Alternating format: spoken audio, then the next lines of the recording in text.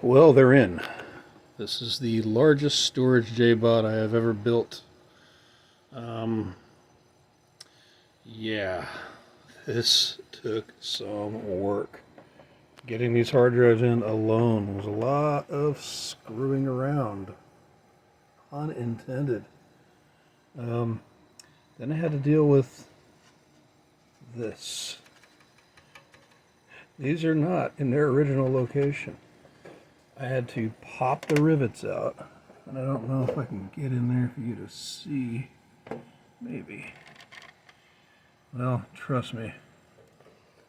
I had to pry these off, pop the rivets off, then drill new holes, which I did right here. Right there.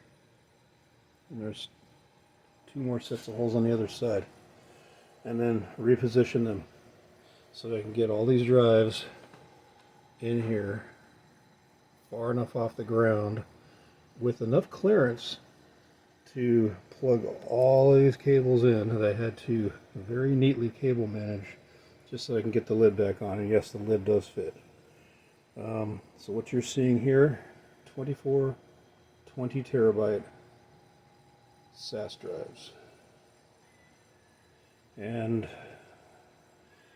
yeah, it's 128 gigs of RAM, a 17 core 32 thread EPYC CPU, 36 port SAS Expander plugged into the onboard HBA, and then a 40 gigabyte networking card,